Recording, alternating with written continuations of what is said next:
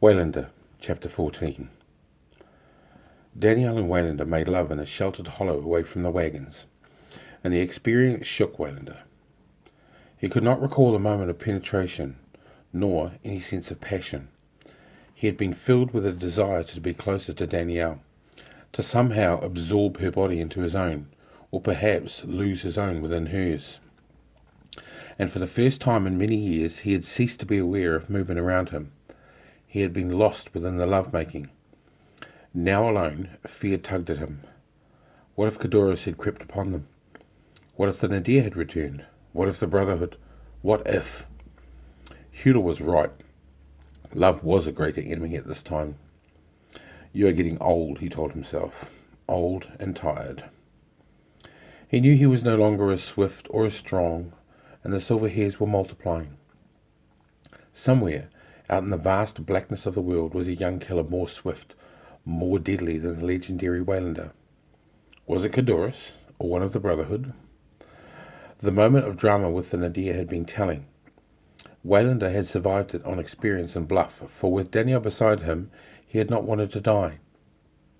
His greatest strength had always been his lack of fear, but now, when he needed all his talents, the fear was returning. He rubbed at his eyes, aware of the need for sleep, yet reluctant to give in. Sleep is the brother of death, said the song, but it is gentle and kind. Weariness eased its warmth into his muscles, and the rock against which he sat seemed soft and welcoming. Too tired to pull his blankets over himself, he laid his head back on the rock and slept. As he fell into darkness, he saw the face of Dardalian. The priest was calling to him, but he could not hear the words. Dros was sleeping beneath the lead wagon when the dream came to him. He saw a man in silver armour, a handsome young man, clean-cut and strong. Dros was dreaming of a woman with hair of shining chestnut brown, and of a child sturdy and strong. He pushed away the image of the warrior, but it returned again and again. "What do you want?" shouted the giant, as the woman and the child shimmered and disappeared. "Leave me!" "Your prophets are dust unless you wake," said the warrior. "Wake? I am awake."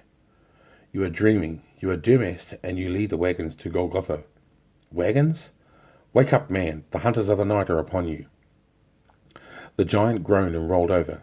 He sat up, rapping his head sharply against the base of the wagon, and cursed loudly. Rolling clear, he straightened. The dream had gone, but a lingering doubt remained. Taking up a short, double-headed axe, he moved towards the west.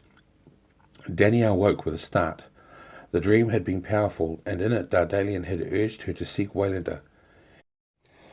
Easing herself past the sleeping baker and his family, she slid the sabre clear of its scabbard and leapt forward from the tailboard. Dros swung round as she appeared beside him. "Don't do that," he snapped. "I might have taken your head off." Then he noticed the sword. "Where do you think you are going with that?" "I had a dream," answered Danielle lamely. "Stay close to me," he ordered, moving away from the wagons. The night was clear, but clouds drifted across the moon, and Dros spat out an oath as he strained to see into the darkness. A hint of movement to the left.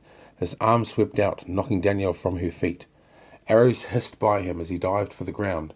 Then a dark shadow lunged at him, and the axe swept up to cleave into the man's side, smashing his ribs to shards before exiting in a bloody swathe. Danielle rolled to her feet as the clouds suddenly cleared to show two men in black armour running towards her with swords raised. She dived forward, rolling on her shoulder, and the men cannoned into her and fell headlong into the dust. Danielle came up, fast spearing the point of the sabre into the back of one man's neck. The second man swung around and lunged at her, but Dros' axe buried itself in his back. His eyes opened wide, but he was dead before a scream could sound. "Waylander!" bellowed Dros as more black shapes came from the darkness. At the boulder, Waylander stirred, his eyes drifting open, but his body heavy with deep sleep. Above him, a man crouched, a wickedly curved blade in his hand. "Now you die," said the man, and Waylander was powerless to stop him. But suddenly the man froze and his jaw dropped. Sleep fell from the assassin, and his hand whipped out to punch his assailant from his feet. As he fell, Waylander saw that a long goose-feathered shaft had pierced the base of his skull. Rolling to his left, Waylander lunged upright with knives in his hands as a dark figure leapt at him. He blocked the downward sweep of the sword, catching it on the hilt guard of his left-hand knife. Dropping his shoulder, he stabbed his attacker low in the groin. The man twisted as he fell, tearing the knife from Waylander's hand. The clouds closed in once more, and Waylander threw himself to the ground, rolled several yards, and lay still. There was no movement around him. For several minutes he strained to hear, closing his eyes and calming his mind. Satisfied that his attackers had fled, he slowly raised himself to his feet. The clouds cleared. Waylander spun on his heel, his hand whipping out. The black-bladed knife thudded into the shoulder of a kneeling archer. Waylander ran forward as the man lunged to his feet, but his opponent sidestepped and ran off into the darkness. Weaponless, Waylander dropped to one knee and waited. A scream sounded from the direction the wounded man had taken. Then a voice drifted to the kneeling assassin. "You had best be more careful, Waylander." A dark object sailed into the air to land with a thud beside him. It was his knife. "Why did you save me?" "Because you are mine," replied Gandigus. "I will be ready." "I hope so." Dermest and Daniel ran to him. "Who are you speaking to?" asked the giant. "Gandigus, but it doesn't matter. Let's go back to the wagons." Together, the trio moved back into the relative sanctuary of the camp, where Dermest stoked the dying fire to life and then cleaned the blood from his axe. "That is some woman you have there," he said. "She killed 3 of the swine, and you had me thinking she was a casual bedmate. You are a subtle devil, Waylander." "They were Brotherhood warriors," said the assassin, "and they used some kind of sorcery to push me into sleep. I should have guessed." "Dardalian saved you," said Daniel. "He came to me in a dream." "A silver warrior with fair hair?" asked Dermest. Daniel nodded. "He came to me also. You have powerful friends. A she-devil and a sorcerer. And a giant with a battle-axe," said Daniel. "Do not confuse business with friendship," muttered Dermest. "And now, if you'll excuse me, I have some sleep to catch up on." The old man gazed with weary eyes at the Vagrian warriors seated before him in what had once been the palace of Pudel. Their faces shone with the arrogance born of victory, and he knew only too well how he appeared to them, old, tired, and weak. Gandigus removed his helm and laid it on the table. Stone-faced, Caim sat opposite him. "I take it you are ready to surrender," said Caim. "Yes, if certain conditions are met." "Name them." "My men are not to be harmed. They are to be released to return to their homes." "Agreed, once they have laid down their weapons and the fortress is ours." "Many citizens fled to the fortress. They also must be allowed to go free and reclaim the homes your men took from them." "Petty bureaucracy," said Caim. "It will cause us no problems." "What guarantees of faith can you give me?" Caim smiled. "What guarantees can any man give? You have my word. That should be enough between generals. If it is not, you have only to keep the gates barred and fight on." Digus dropped his eyes. "Very well. I have your word then?" "Of course, Digus. The gates will be opened at dawn." The old warrior pushed himself to his feet and turned to leave. "Do not forget your helm," mocked Caim. Laughter echoed in the corridor as Digus was led from the hall, flanked by 2 men in black cloaks. Out in the night here, he walked along the docks and up towards the eastern gate. There, a rope was lowered from the gate tower. Digus looped his wrist around it and was hauled up into the fortress. Back at the palace, Caim silenced his officers and turned to Delnor. "There are some 4,000 men in the fortress. Killing them all will take some planning.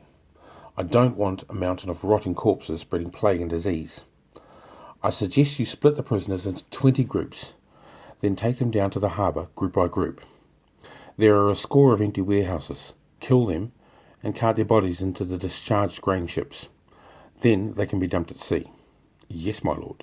It will take some time." "We have time. We will leave 1,000 men to man the fortress and push west into Skultik. The war is almost over, Delnor." "Indeed it is. Thanks to you, my lord." Caim swung round to a dark-bearded officer on his right. "What news of Waylander?" "He still lives, Lord Caim. Last night he and his friends fought off an attack by my brothers, but more are on their way." "I must have the armour." "You will have it, my lord. The Emperor has commissioned the assassin Gandigus to hunt Waylander, and 20 of my brothers are closing in. Added to this, We have received word from the robber Dermist. He asks 20,000 silver pieces for the armour. Of course, you agreed. No, my lord. We beat him down to 15,000. He would have been suspicious had we met his original request without argument. Now we have his trust. Be careful of Dermist, warned Cam. He is like a rogue lion. He will turn on anyone. Several of his men are in our employ, my lord. We have anticipated all eventualities. The armour is ours, Waylander is ours, just as the Draenei are ours. Beware of overconfidence, Nemodes. Do not count a lion's teeth until you see flies on his tongue. But surely, my lord, the issue is no longer in doubt. I had a horse once, the fastest beast I ever owned. It could not lose, and I wagered a fortune on it. But a bee stung it in the eye just before the start. The issue is always in doubt. Yet, you said the war was almost over, protested Nemodes. So it is, and until it is, we will remain wary. Yes, my lord. There are 3 men who must die. Karnak is one. Eagle is the second, but most of all, I want to see Waylander's head on a fence. Why Karnak? Asked Downor. One battle is not sufficient to judge him dangerous. Because he is reckless and ambitious. We cannot plan for him, answered Caim. There are some men who are good swordsmen, archers, or strategists. There are others, seemingly gifted by the gods, who are masters of all they touch. Karnak is one of these. I cannot read him, and that disturbs me. He is said to be in Skirmish, serving under Eagle, said Downor. We will have him soon. Perhaps, said Caim doubtfully. Caim fought to control his tension as he stood at the head of the 2nd Legion in the shadow of the eastern gate. Dawn was now minutes old, but still there was no movement from beyond the gates. He was acutely aware of the hostile stares from the archers on the battlements of the gate tower as he stood in full red and bronze battle gear, with sweat trickling between his shoulders. Dalnor stood behind him, flanked by swordsmen, dark-eyed warriors of the First Elite, the most deadly fighting men of the 2nd Legion of the Hounds of Chaos. The sound of tightening ropes and the groaning of rusty ratchets ended Caim's tension. Beyond the gates of oak and iron, the huge bronze-reinforced bar was being lifted. Minutes passed, and then the gates creaked open. A swelling sense of triumph grew within Caim, but he swallowed it back, angry at the power of his emotions. Behind him, men began shuffling their feet, anxious to end the long siege and enter the hated fortress. The gates widened. Caim walked into the shadows of the portcullis and out into the bright sunlight of the courtyard. And there, stopped so suddenly, that Dalnor walked into him, knocking him forward. His helmet tipped over his eyes and he straightened it. The courtyard was ringed with fighting men, swords drawn. At the centre, leaning on a double-headed battle-axe, stood a huge warrior, barbarously ill-clad. The man handed the axe to a companion and strolled forward. "Who is that fat clown?" whispered Dalnor. "Be silent," ordered Caim, his brain working at furious pace. "Welcome to Dros Pudel," said the man, smiling. "Who are you, and where is Gandigus?" "The Gan is resting. He asked me to discuss your surrender." "What nonsense is this?" "Nonsense, my dear General? What can you mean?" "Gandigus agreed to surrender to me today after his conditions were met." Caim licked his lips nervously as the huge warrior grinned down at him. "Ah, the conditions," he said. "I think there was a misunderstanding. When Gandigus asked for safety for his men, he didn't quite mean taking them in groups of 20 to the warehouse dock and killing them." The man's eyes narrowed and the humour vanished from his smile. "I opened the gates to you, Caim, so that you could see me, know me, understand me. There will be no surrender. I have brought with me 3,000 men, lied Karnak, and I command this fortress." "Who are you?" "Karnak. Bear the name in mind, Vagrian, for it will be the death of you." "You make loud noises, Karnak, but few men fear a yapping dog." "True, but you fear me, little man," said Karnak equably. "Now, you have 20 seconds to clear your men from the gate. After that, the air will be thick with arrows and death. Go." Caim turned on his heel to find himself staring at several hundred warriors. The cream of his force and the full humiliation struck him like a blow. He was inside the fortress with the gates open, yet he could not order the attack for every archer had his bow bent and the shaft aimed at himself, and to save himself, and save himself he must, he had to order them to withdraw. His stock would sink among the men, and morale would be severely dented. He swung back, his face purple with fury. "Enjoy your moment, Drenai. There will be few such highlights from now on." 15 seconds, said Karnak. "Back," shouted Kayam. "Back through the gates." The sound of mocking laughter followed the Vagrian general as he shouldered his way through his troops. "Close the gates," yelled Karnak, "and then get ready for the Horse Sons." Galen moved alongside Karnak. "What did you mean about warehouses and killing?" "Dardalian told me that was the plan. Kayam had promised Degas that the men would be unharmed.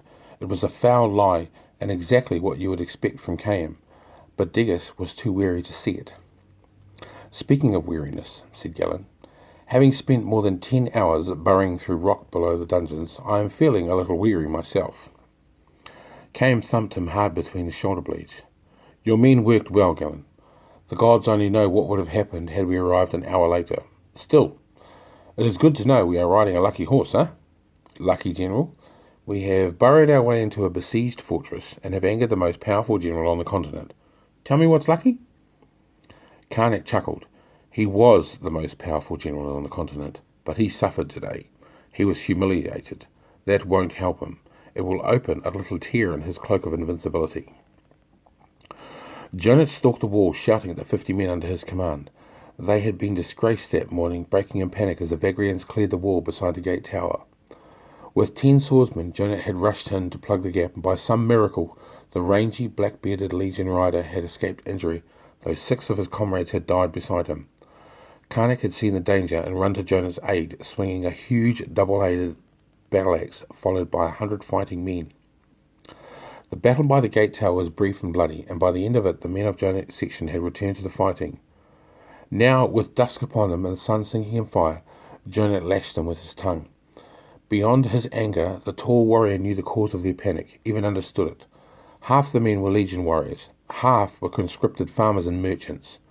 The warriors did not trust the farmers to stand firm, while the farmers felt out of their depth and lost within the mad hell of slashing swords and frenzied screams. What was worse, it had been the warriors who had broken. "Look around you," shouted Jonat, aware that the other soldiers were watching the scene. "What do you see? A fortress of stone? It is not as it appears. It is a castle built of sand, and the Vagrians lash at it like an angry sea.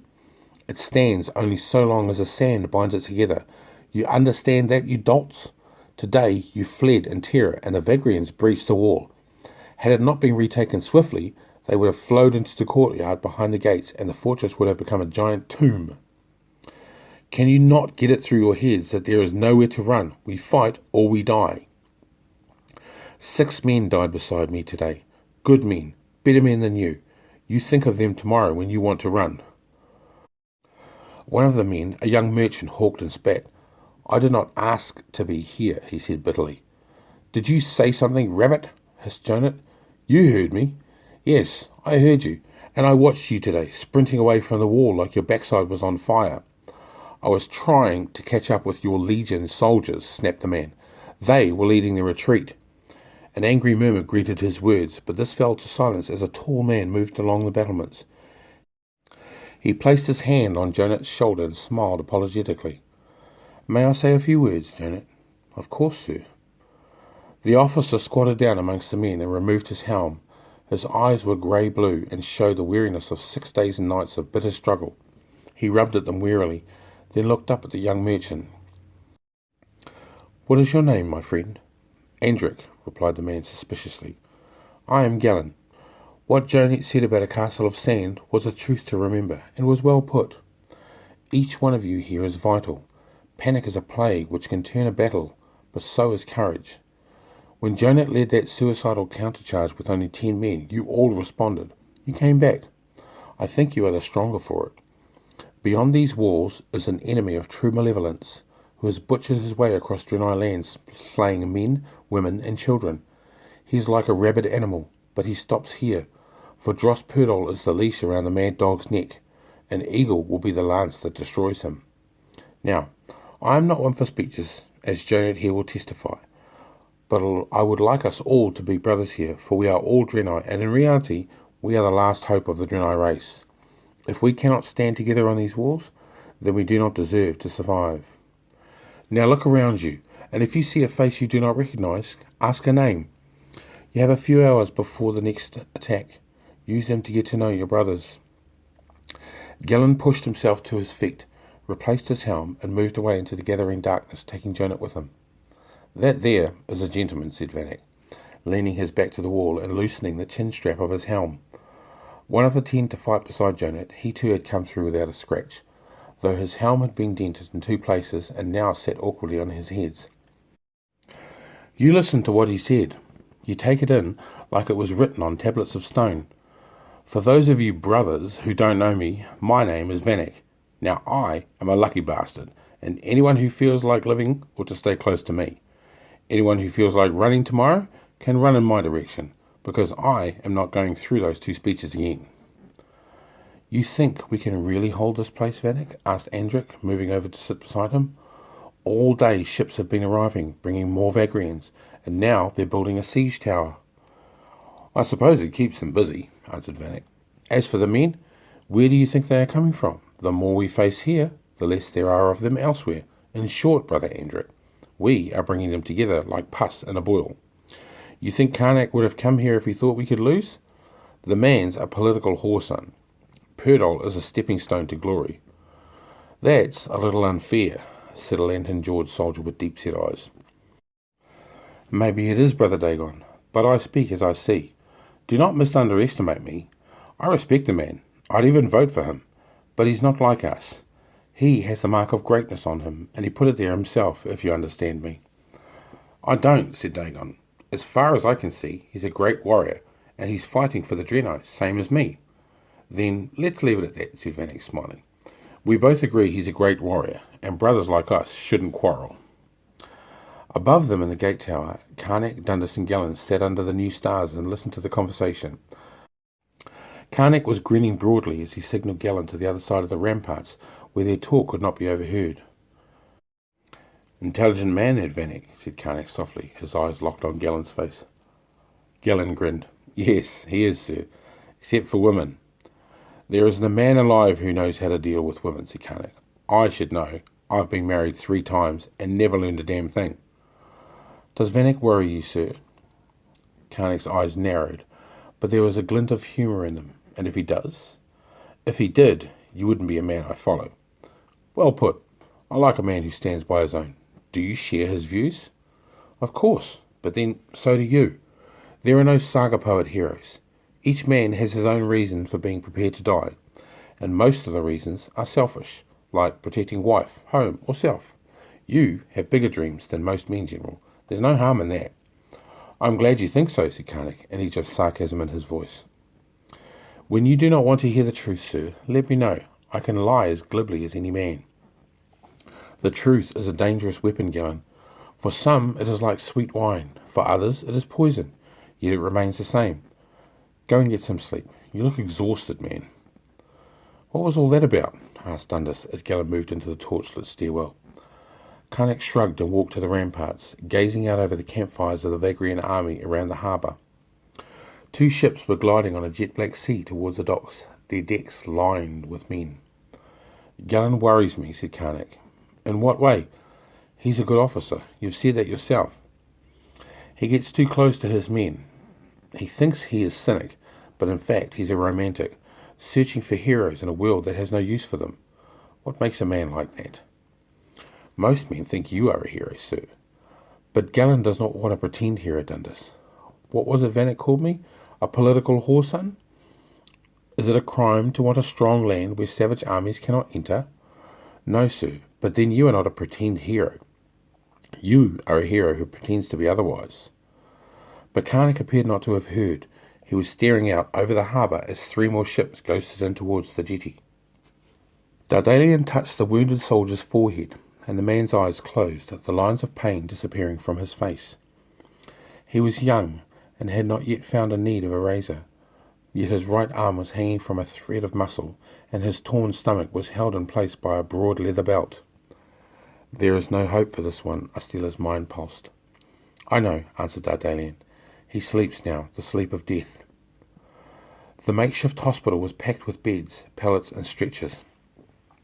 Several women moved among the injured men, changing bandages, mopping brows, talking to the wounded in soft, compassionate voices.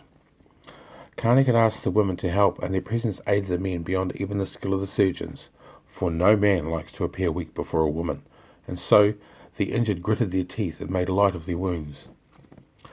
The chief surgeon, a spare, slight man named Everest, approached Dardalian. The two had struck up an instant friendship, and the surgeon had been overwhelmingly relieved when the priest augmented his tiny force.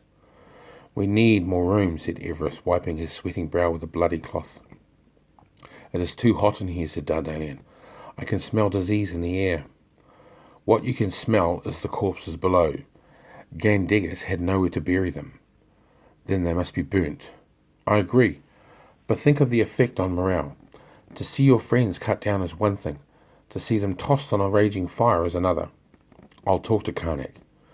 Have you seen anything of Gandigus? Asked Everest. No, not for several days, in fact. He's a proud man.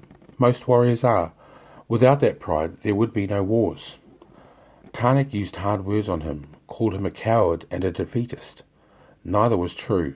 A braver, stronger man never lived. He was trying to do what was best for his men, and had he known Eagle still fought, he would never have thought of surrender. What do you want from me, Everest? Talk to Karnak. Persuade him to apologise, to spare the old man's feelings. It would cost Karnak nothing, but it would save Diggis from despair. You are a good man, surgeon. To think of such a thing when you are exhausted from your labours among the wounded. I will do as you bid. And then get some sleep. You look 10 years older than when you arrived 6 days ago. That is because we work during the day and we guard the fortress by night. But you are right again. It is arrogant of me to believe I can go on like this forever. I will rest soon, I promise you. Dardalian walked from the ward to a small side room and stripped off his bloodied apron. He washed swiftly, pouring fresh water from a wooden bucket into an enamelled bowl. Then he dressed. He started to buckle on his breastplate, but the weight bore him down, and he left his armour on the narrow pallet bed and wandered along the cool corridor. As he reached the open doors to the courtyard, the sounds of battle rushed upon him.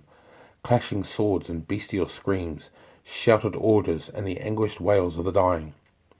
Slowly he climbed the worn stone steps into the keep, leaving the dread clamour behind him. Diggis's rooms were at the top of the keep, and there Dardalian tapped at the door and waited, but there was no answer.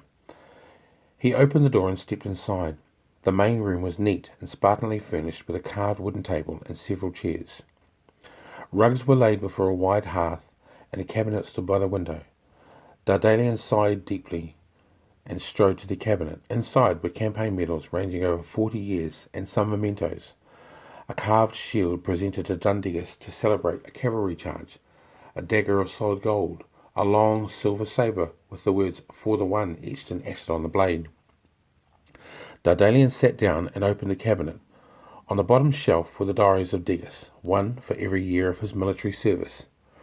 Dardalian opened them at random. The writing was perfectly rounded and showed a disciplined hand, while the words themselves gave evidence of the military mind. One 10-year-old entry read, Sathuli raiding party struck at Skirmish outskirts on the 11th. 2 forces of 50 sent to engage and destroy. Albar led the first, I the second. My force trapped them on the slopes beyond Icalis.